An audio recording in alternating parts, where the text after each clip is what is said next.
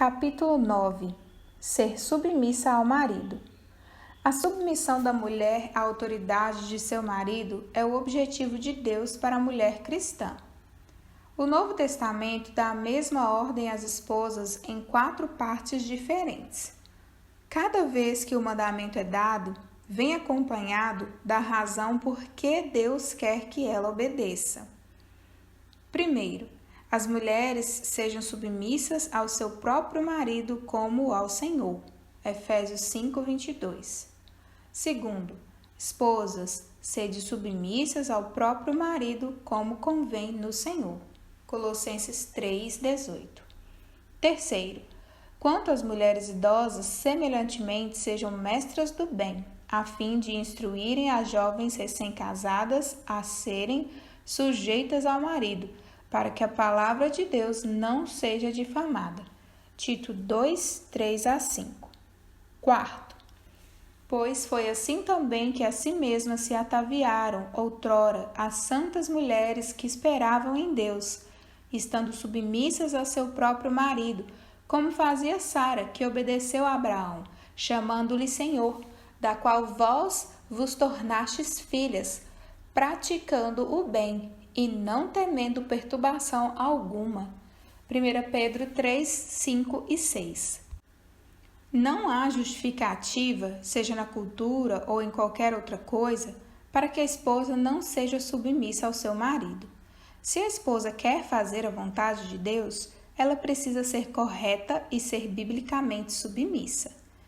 Porque este assunto é tão distorcido no mundo e na igreja, a mulher de Tito 2 precisa ser especialmente hábil em ajudar as mais jovens a agirem corretamente. Ela deve começar ensinando-as a doutrina da submissão bíblica. Ensine a doutrina da submissão bíblica. Sujeitar-se é a palavra grega hupotasso. Esta palavra é composta de 2 outras. Hupo, estar sob, e tasso, colocar em ordem, arrumar, designar. Corresponde a um termo militar e significa ser colocado sob autoridade militar. Por exemplo, no exército, o general está acima do capitão, o capitão acima do tenente, o tenente está acima do sargento e assim por diante. Da mesma forma, a esposa está sob a autoridade do marido em casa e no casamento. Hupotasso mostra que a esposa deve ser submissa ao marido em todas as coisas, grandes e pequenas, a não ser que o marido peça algo que seja pecado. Se o marido quer que ela minta por ele ou que encoberte o pecado dele, por exemplo, ele está pedindo algo que é pecado.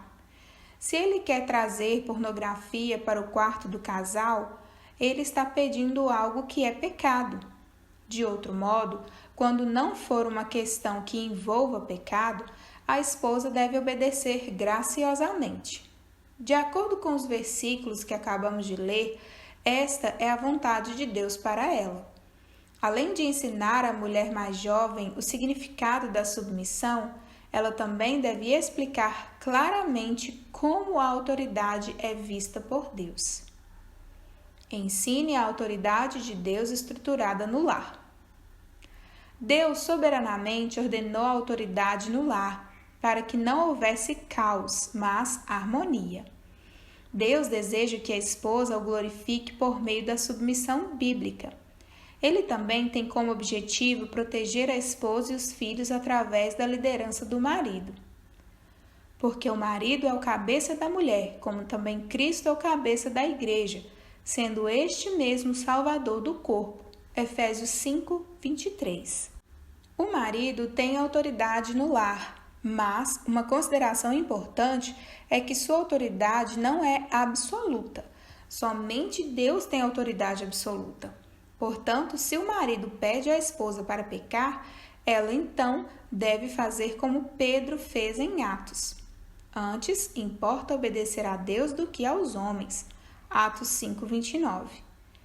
Pense da seguinte maneira: se o tenente receber ordens conflitantes do capitão e do general, a quem ele deve obedecer? É claro que ele deve obedecer à ordem do general. Da mesma forma, os mandamentos de Deus estão acima de qualquer ordem pecaminosa que o marido possa dar. Gostaria de fazer considerações sobre este ponto, porque há uma visão errada sobre a autoridade ensinada por alguns pastores e por algumas mulheres crentes. Eles são pessoas que eu considero piedosas e que amam muito ao Senhor. Contudo, estão interpretando errado a passagem de 1 Pedro 3, 5 e 6. Pois foi assim também que a si mesmas se ataviaram outrora as santas mulheres que esperavam em Deus, estando submissas a seu próprio marido, como fazia Sara, que obedeceu a Abraão, chamando-lhe Senhor, da qual vós vos tornastes filhas, praticando o bem e não temendo perturbação alguma. A interpretação errônea deles é explicada da seguinte maneira. No livro de Gênesis, Abraão pediu a Sara que mentisse por ele, dizendo que ela era sua irmã. Ela deveria propositalmente ocultar a informação de que também era sua esposa. Assim, eles concluem que toda esposa deve ser submissa ao marido, não importa o que ele peça. Fazendo assim, ela será como Sara, praticando o bem por meio da obediência. Consequentemente, Deus responsabilizará o marido por todo e qualquer pecado, e ela será como as santas mulheres. O problema desta interpretação é que Pedro não está dizendo à esposa para pecar por seu marido. Na verdade, há muitos versículos bíblicos mostrando claramente que cada um de nós é individualmente responsável por seus pecados. O fato é que, no livro de Gênesis, Sara estava pecando tanto quanto Abraão. Independente do pecado que cometeram, Deus os abençoou e resgatou. Teria sido muito melhor se Abraão e Sara tivessem confiado que Deus os protegeria e que guardaria suas promessas. O que Pedro está dizendo nesta passagem é que Sara tinha, de modo geral, um padrão de submissão em sua vida. Pedro não está dizendo que a esposa deve obedecer ao marido se ele lhe pedir algo que seja pecado. Fazer isso seria inconsistente com o caráter de Deus e uma violação de muitos outros versículos. Pedro não está dizendo que tudo o que Sara fez foi certo, da mesma forma que nem tudo o que Davi fez foi certo. Sim, o rei Davi era um homem segundo o coração de Deus. Nós também devemos ser homens e mulheres segundo o coração de Deus, mas não simulemos o pecado de Davi. Ensine que submissão não significa inferioridade. Alguns ensinam o que eu costumo chamar de visão de capacho da submissão. A impressão é que, de alguma forma, o homem é superior e melhor do que a mulher. Não obstante, o ensinamento das Escrituras é contrário a essa visão de capacho. Porque para com Deus não há acepção de pessoas. Romanos 2:11. Dessarte, não pode haver judeu nem grego, nem escravo nem liberto, nem homem nem mulher, porque todos vós sois um em Cristo Jesus. Gálatas 3:28. Marido, vós igualmente vivei a vida comum do lar com discernimento e tendo consideração para com a vossa mulher como parte mais frágil, tratai-a com dignidade, porque sois juntamente herdeiros da mesma graça de vida, para que não se interrompam as vossas orações. 1 Pedro 3:7. Algumas esposas são mais dotadas que seus maridos em intelecto e talentos.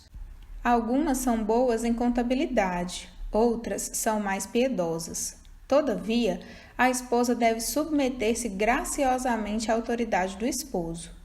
O marido pode sabiamente delegar certa responsabilidade a ela, mas ele, ainda assim, continuará sendo aquele que tem a autoridade dada por Deus. Assim como o Senhor Jesus Cristo não é inferior a Deus Pai, a esposa também não é inferior ao seu marido. Entretanto, como o Senhor Jesus tem um papel diferente de Deus Pai, assim a esposa tem um papel diferente do marido. Confira 1 Coríntios 11:3. As jovens precisam ser ensinadas neste conceito, para que sejam menos inclinadas a reagirem mal ao que a Bíblia ensina sobre submissão. Ensine a fazer um apelo apropriado. Outro conceito que a mulher mais velha deve ensinar à mais jovem é de como fazer um apelo apropriado. Porque a esposa deve ser submissa não significa que ela não tenha uma opinião ou pedido para que seu marido mude de ideia. Se ela decidir apelar para uma das decisões dele, em um caso onde ele não esteja pedindo para ela pecar, ela deveria começar dizendo algo como: "Você poderia considerar?" O marido, então, perceberia que ela não está exigindo que se faça o que ela quer, mas que está fazendo um pedido gentil. Ela deve terminar seu apelo com algo como: "Mas o que quer que você decida, eu farei." E ela deve fazer o que ele decidir com uma atitude alegre, compreendendo que é ao Senhor Jesus que ela está servindo. A resposta do marido é a vontade de Deus para ela naquele momento, a não ser que ele esteja pedindo que ela peque. Somente Deus tem o direito de determinar como a esposa pode glorificá-lo, mesmo em cada momento em particular. A mulher descrita em Tito 2 deve ajudar a mais jovem a entender que ela deve se preocupar mais em glorificar a Deus do que em ter as coisas do jeito que deseja. Além de ensinar a mulher mais jovem a doutrina da submissão, a mulher mais velha deve servir-lhe como modelo de esposa biblicamente submissa. Seja um modelo de submissão bíblica. Não é preciso dizer que a mulher de Tito 2 deve viver de acordo com o padrão de santidade de Deus. Se ela não o fizer, será hipócrita e provavelmente não conseguirá influenciar a ninguém. A mulher mais velha, que for casada, deve ter uma atitude alegre e biblicamente submissa ao seu marido. Ela deve servir ao Senhor com alegria, como o salmista diz no Salmo 100, 2. Ela também deve aprender a dar conselhos bíblicos sobre submissão e a responder corretamente se seu marido estiver pecando. Aconselhe a mulher cujo marido está pecando. É comum que a jovem crente peça conselhos em particular a uma mulher mais velha sobre o pecado de seu marido. A mulher mais velha pode se escandalizar com o relato da mais jovem. Entretanto, é importante que a mulher mais velha não reaja de modo a constranger a mais nova. Ao contrário, ela deve manter uma perspectiva bíblica sobre o pecado. O pecado é vil, mas pela graça de Deus, não há nada do que a jovem mulher e seu esposo não possam se arrepender. Sempre há esperança em Deus, e a mulher mais velha deve oferecer essa esperança à mais jovem. Neste processo de ajudar a mulher mais jovem, a mais idosa deve ouvir o suficiente para que possa tecer os conselhos bíblicos adequados, mas não para fazer fofoca ou difamar o marido em pecado. A instrução é ouvir o suficiente para dar conselhos bíblicos corretos. Se a mulher mais jovem não quiser obedecer à palavra de Deus, mas quiser continuar falando do marido, a mulher mais velha deve parar de ouvir, sendo preciso exortar a mais jovem a fazer o que é certo. No processo de aconselhamento bíblico, há pelo menos 3 coisas a considerar. Primeiro, não aconselhe a mulher mais jovem a pagar o mal com o mal, mas a pagar o mal com o bem. Não torneis a ninguém mal por mal. Esforçai-vos por fazer o bem perante todos os homens. Se possível, quando depender de vós, tende paz com todos os homens. Não vos vingueis a vós mesmos, amados, mas dai lugar à ira, porque está escrito: a mim me pertence a vingança. Eu é que retribuirei, diz o Senhor. Pelo contrário, se o teu inimigo tiver fome, dá-lhe de comer. Se tiver sede, dá-lhe de beber. Porque fazendo isto, amontoará brasas vivas sobre a sua cabeça. Não te deixes vencer o mal, mas vence o mal com o bem. Romanos 12, 17 a 21. Toda vez que o marido pecar contra ela, ela deve reagir abençoando-o. Ela pode preparar a refeição favorita dele, orar por ele, ou ter um pensamento gentil e amoroso como: sei que ele está cansado, o que será que posso fazer para ajudá-lo? Ao lhe retribuir com bem, ao invés de mal, estará honrando grandemente ao Senhor, mostrando obediência à sua palavra, e provavelmente não terá que lutar com a amargura. Deus também usará a sua obediência para levar o marido ao arrependimento. Segundo, aconselhe a mulher mais jovem a repreender biblicamente seu esposo, se apropriado. Ela deve mostrar ao marido o pecado dele e não falar sobre ele com os outros. Se ela não reagir de maneira bíblica, é provável que ela fique profundamente amargurada. As diretrizes para fazer uma repreensão estão em Mateus 18, 15 a 18 e Gálatas 6, 1. A repreensão deve ser feita com amor e gentileza. Sua motivação deve ser a de levá-lo a restaurar seu relacionamento com Deus. Se ele for crente, ela deve usar a Bíblia para respaldar a repreensão. Se ele não for crente, ela deve apelar para sua consciência, para que ele faça o que é certo. Quero deixar bem claro que não estou dizendo que a esposa deve alfinetar o marido a cada mínimo deslize que ele vier a cometer. Mas, quando a esposa observa aquilo que ela acredita ser um padrão de pecado na vida de seu marido, e ele não responde aos apelos dela, a esposa tem a responsabilidade bíblica de levar o assunto adiante. Não há limites bíblicos em que pecados ela deve repreendê-lo ou não. Seja adultério, preguiça crônica ou irresponsabilidade, a esposa deve repreender seu marido em amor. Se ele não se arrepender e for crente, ela deve chamar outras testemunhas para o caso. Mateus 18, 16. Terceiro, ensine a jovem esposa a não responder ao insensato segundo a sua estutícia. Provérbios 26, 4 e 5. A melhor maneira de explicar isso é dando um exemplo. Suponha que o marido seja irresponsável e egoísta com o dinheiro. Sua esposa faz apelos e ainda assim ele persiste naquele pecado. Ela o repreende com amor e pede-lhe que se arrependa. Ao invés de concordar com ela, ele explode em ira pecaminosa, dizendo: você não se importa comigo, não quer que eu me divirta. Ao invés de defender-se de suas acusações manipulativas, ela deve fazer o que ensina Provérbios 26, 5. Ao insensato responde segundo a sua estultícia.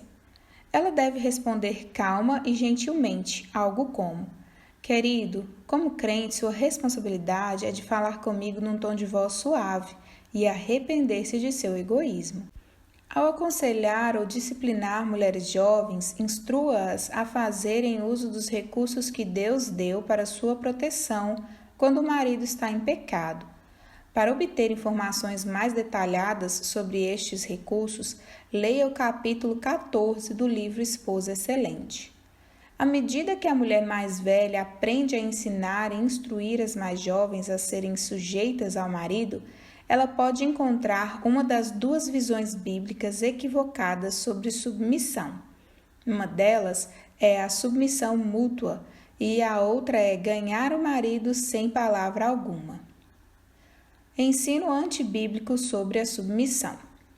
Primeiro, a ideia equivocada da submissão mútua.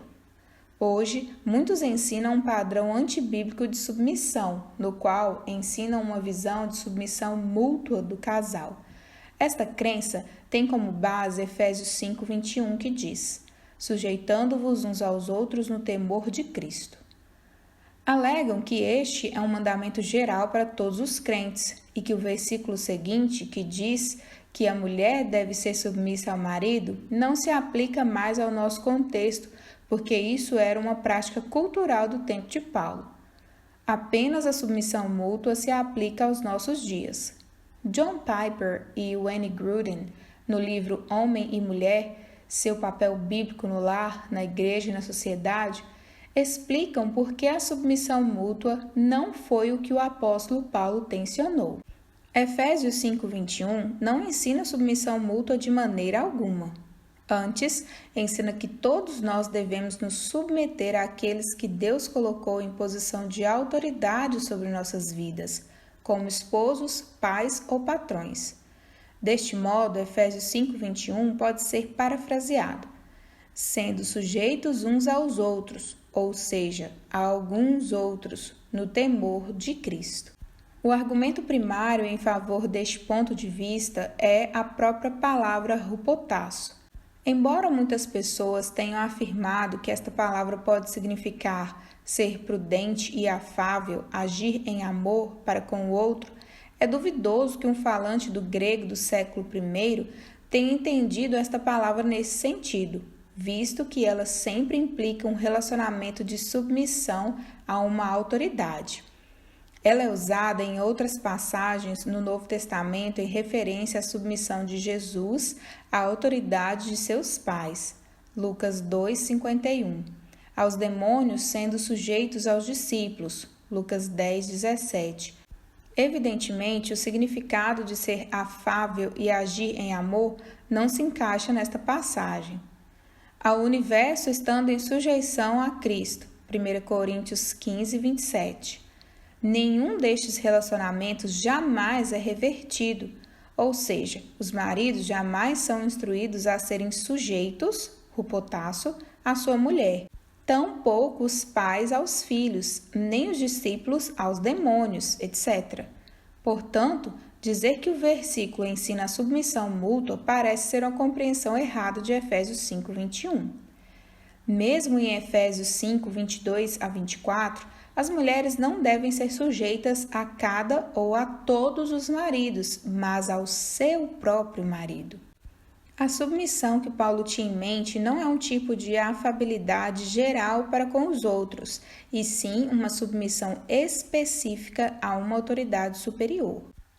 A razão por que a interpretação de submissão mútua é tão comum é que os intérpretes presumem que o pronome grego alelos, uns aos outros, tem de ser completamente recíproco, ou seja, todos a todos. Isso não acontece em todos os usos desse pronome e certamente não tem de assumir esse significado. Há muitos casos em que ele significa alguns aos outros. Por exemplo, em Apocalipse 6:4, para que os homens se matassem uns aos outros, significa para que alguns matassem outros, e não para que cada pessoa matasse cada outra pessoa, ou para que aquelas pessoas que estavam sendo mortas matassem mutuamente aqueles que as estavam matando, o que não faria sentido. Em Gálatas 6:2, levai as cargas uns dos outros não significa que cada um deve trocar cargas com cada outra pessoa, e sim que alguns que são mais capazes devem ajudar a levar as cargas de outros que são menos capazes. Portanto, de acordo com esta interpretação, pareceria melhor dizer que não é submissão mútua, e sim submissão às autoridades apropriadas, que Paulo está ordenando em Efésios 5:21. Além da interpretação errada do original grego de Efésios 5, a visão de submissão mútua é comum nos dias de hoje por causa da influência humanista em nossa sociedade. John MacArthur explica bem isso. Durante os últimos séculos, a sociedade ocidental tem sido bombardeada com a filosofia humanista, igualitária, assexuada e sem classes, que foi a força dominante por trás da Revolução Francesa. A indefinição e até mesmo a remoção total de todas as distinções humanas continua a ser algo arquitetado por Satanás, de modo a minar a legítima autoridade ordenada por Deus em todos os domínios da atividade humana, no governo, na família, na escola e até mesmo na igreja. Encontramos-nos vitimizados pelos conceitos ateus de independência suprema do homem de toda a lei exterior e de autoridade. A filosofia é autodestrutiva, porque nenhum grupo de pessoas pode viver em ordem e produtividade se cada pessoa se empenha em fazer sua própria vontade. Infelizmente, grande parte da igreja caiu na armadilha dessa filosofia humanista e agora está disposta a reconhecer a ordenação de homossexuais, mulheres e outros aos quais a palavra de Deus especificamente desqualifica para a liderança da igreja. Costuma-se argumentar que o ensino bíblico, contrário ao igualitarismo, foi inserido pelos editores tendenciosos, escribas, profetas ou apóstolos. E a igreja está colhendo a tempestade de confusão, desordem, imoralidade e apostasia que tal qualificação da palavra de Deus sempre gera. Muitos intérpretes da Bíblia se baseiam em uma hermenêutica guiada pela filosofia humanista contemporânea, em vez da autoridade absoluta das Escrituras como a inerrante palavra de Deus. Pedro e Paulo ensinaram exatamente a mesma verdade no que diz respeito à relação entre maridos e esposas. Vós, mulheres, sede submissas, também de hupotasso, a seus próprios maridos. 1 Pedro 3:1. A ideia não é a subserviência ou servilismo, mas de viver de bom grado sob a liderança do marido.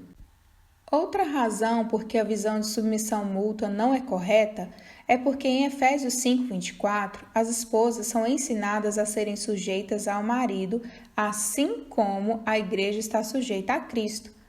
Como nunca haverá um tempo em que a igreja não esteja submissa a Cristo, assim também nunca haverá um tempo nesta terra em que as esposas não tenham que estar submissas ao marido.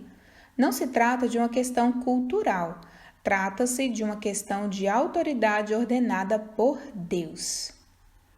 Segundo, a ideia de ganhar o marido sem palavra alguma. Esta visão tem como base 1 Pedro 3, 1 e 2. Mulheres, sede vós igualmente submissas ao vosso próprio marido, para que, se ele ainda não obedece à palavra, seja ganho sem palavra alguma, por meio do procedimento de sua esposa, ao observar o vosso honesto comportamento cheio de temor. 1 Pedro 3, 1 e 2. Algumas acreditam que a esposa nunca poderia repreender o marido, mostrar-lhe o que ele está fazendo de errado, e então ganhá-lo sem palavra alguma, ou que ela deva repreendê-lo e possivelmente levar o problema a testemunhas e à igreja, apenas sob circunstâncias extremas, tais como adultério ou violência física contra a esposa. É isso que Pedro está dizendo? Meditemos juntas nestes versículos. Mulheres, sede vós igualmente. Nosso exemplo é o Senhor Jesus Cristo e sua submissão à vontade de Deus. Ele sofreu injustamente, a esposa também sofrerá injustamente algumas vezes. Submissas a vosso próprio marido. Aqui há uma ordem geral para todas as esposas, sejam casadas com crentes ou com incrédulos, para que sejam submissas ao marido, para que, se ele ainda não obedece à palavra, seja ganho sem palavra alguma, por meio do procedimento de sua esposa, ao observar o vosso honesto comportamento cheio de temor. Esta parte mostra que o mandamento para ser submissa é como evangelizar, seja ganho maridos ainda não salvos, se ele ainda não obedece à palavra. Sabemos que a frase, se ele ainda não obedece à palavra, se refere aos incrédulos, porque Pedro usa esta mesma frase, se ele ainda não obedece à palavra, em 1 Pedro 2, 7 e 8, para descrever incrédulos que rejeitam a pedra angular, o Senhor Jesus Cristo. Pedro não mencionou uma palavra sobre repreensão. A questão para ele era ganhar os maridos incrédulos. As esposas não devem encher o travesseiro do marido de folhetos de evangelismo ou pregar para eles, mas ganhá-los através de seu comportamento piedoso e respeitoso. 1 Pedro 3, 1 e 2. Explicação acrescentada. Pedro está dizendo: sejam submissas e tenham uma atitude piedosa. Pedro não está dizendo: não digam uma palavra aos seus maridos, independente do que eles façam. O professor D. Edmond Hibbert, em seu comentário sobre a primeira epístola de Pedro, explica 1 Pedro 3, 1 e 2 da seguinte maneira: Pedro ensinou que é dever da esposa cristã se submeter à autoridade de seu marido, mesmo que ele não seja salvo. Sua submissão adquire um significado salvífico se o marido não é cristão, para que, se ele ainda não obedece à palavra, seja ganho sem palavra alguma, por meio do procedimento de sua esposa. A cláusula de propósito, para que, a fim de que, indica que em condições indesejáveis, sua submissão assume a função de evangelização. Embora Pedro não tenha dado nenhuma garantia absoluta de que o marido seja salvo, ele estendeu a esperança com uma possibilidade real. As condições se e se também indicam que muitas esposas cristãs enfrentam essa situação angustiante. Segundo Pedro, tal situação não é somente resultado de uma mulher cristã ter se casado com um incrédulo, mas pode ser resultado do fato da esposa, em um casamento pagão, ter se tornado crente. Se ele ainda não obedece à palavra, descreve aqueles casos em que o marido persistentemente rejeita o chamado da palavra, uma designação técnica para o evangelho. Seja durante reuniões evangelísticas públicas ou visitas domiciliares do missionário, o marido e a esposa foram confrontados com a chamada ao Evangelho de Cristo. A esposa experimentou sua força salvífica pela fé, mas o marido continuou a rejeitar a mensagem. O verbo negativo não obedece, que significa literalmente não ser persuadido, retrata aqueles que deliberada e persistentemente se colocaram contra as reivindicações do Evangelho. De acordo com 1 Pedro 2,8, persistir em tal recusa é fatal. Como os primeiros cristãos acreditavam que o supremo ato de desobediência era de se recusar a submeter-se à verdade do Evangelho, alguns intérpretes propõem que o termo denota simplesmente um descrente. No entanto, é mais convincente aceitar o pleno significado do verbo. Tal atitude antagônica em relação ao Evangelho criava uma grande dificuldade para as mulheres cristãs, mas Pedro garantiu que a situação não estava sem esperança. O professor Hibbert também explica o que significa seja ganho sem palavra alguma. Sem palavra alguma não significa que a conversão do marido acontecerá sem a pregação do Evangelho. Ele é o único agente regenerador de Deus. Usado sem o artigo definido, o substantivo logou indica aos apelos orais da esposa. Se o marido não ceder à pregação da palavra autoritativa do Evangelho, ele pode ser alcançado por demonstrações de seu poder transformador em atitudes silenciosas da esposa em sua conduta diária. Em vez de tentar persuadir e argumentar com o marido para se tornar cristão, ela terá mais influência sobre seu esposo, vivendo silenciosamente o poder salvífico diante dele.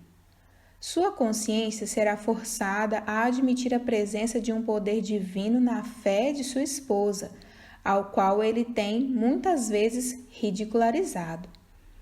Um dos pontos que o professor Hibbert destacou foi que Pedro escreve para que todas as mulheres sejam submissas aos seus maridos. No caso de serem casadas com um incrédulo, devem evangelizá-lo através de seu comportamento, não por meio de palavras. Esta passagem é a respeito de evangelismo e não de repreensão. Se o marido for crente, ela, a esposa, é sua irmã no Senhor. Portanto, ela é instruída em outras passagens a ajudá-lo a tornar-se o mais semelhante possível com o Senhor Jesus Cristo. Melhor é a repreensão franca do que o amor encoberto. Provérbios 27, 5. O amor não se alegra com a injustiça, mas regozija-se com a verdade. 1 Coríntios 13, 6.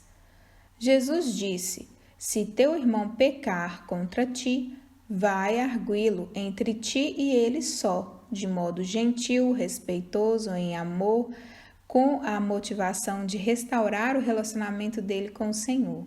Se ele te ouvir, ganhaste a teu irmão. Mateus 18, 15. Adaptação acrescentada. Se uma mulher é casada com um incrédulo, pode apelar para a consciência de seu esposo ou repreendê-lo com base no que é certo. O fato de o marido não ser crente não significa que a esposa não deva ajudá-lo a fazer o que é certo, se ele permitir. Ela simplesmente não deve usar as Escrituras para convencê-lo, pois ele não tem capacidade para entender questões espirituais. Veja 1 Coríntios 2,14. Ela não deve esperar que seu marido incrédulo reaja como crente. Algumas mulheres acreditam que quanto mais sofrem, mais santas são. Isso simplesmente não é verdade. É tolice sofrer desnecessariamente. É insensato e também falta de amor deixar de tentar ajudar ao marido cristão a crescer no Senhor. Semelhantemente, é insensato e falta de amor deixar de ajudar o marido incrédulo a amadurecer e ser o melhor marido que puder, mesmo sem ser convertido. É importante que a mulher de Tito 2 entenda esses conceitos e claramente os explique para a mulher mais jovem. Resumo. Este capítulo explicou alguns dos conceitos bíblicos básicos a respeito da submissão bíblica da mulher ao seu marido. Ela deve obedecer ao marido em todas as coisas, a não ser que ele lhe peça para pecar. Esta obediência não é meramente exterior, mas obediência graciosa para o Senhor. Também não se trata de submissão mútua, nem de ganhá-los sem palavra alguma, conforme vimos anteriormente.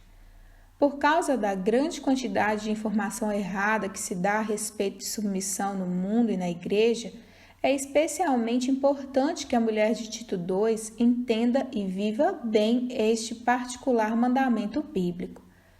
A submissão deve ser uma alegria e não um fardo.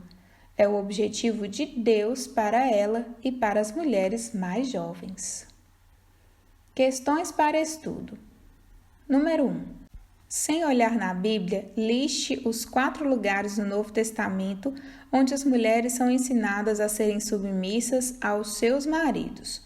Se você não conseguir se lembrar, olhe a resposta. Número 2. Com base nos versículos da questão 1, cite as 4 razões por que a esposa deve ser biblicamente submissa ao marido. Número 3. Escreva um parágrafo explicativo usando os versículos apropriados para cada uma das seguintes questões. Letra A. Significado da palavra grega hupotasso. Letra B. A estrutura de autoridade de Deus para o lar. Letra C. Submissão não significa que a esposa é inferior ao marido. Letra D. Como fazer um apelo piedoso. Número 4. O que há de errado com as seguintes afirmações? Use versículos bíblicos para justificar suas respostas. Letra A. De acordo com 1 Pedro 3, 5 a 6, se o marido pedir à esposa para pecar, ela deve obedecê-lo e Deus responsabilizará o marido pelo pecado. Letra B. As esposas não precisam ser submissas como eram no tempo de Paulo. Ao contrário, todos os crentes devem ser mutuamente submissos. Letra C. Às esposas não é permitido dizer nada ao marido, crente ou incrédulo, independente do que ele disser ou fizer. Número 5. Faça um resumo dos 3 pontos explicados no subtítulo Aconselhe a mulher cujo marido está pecando.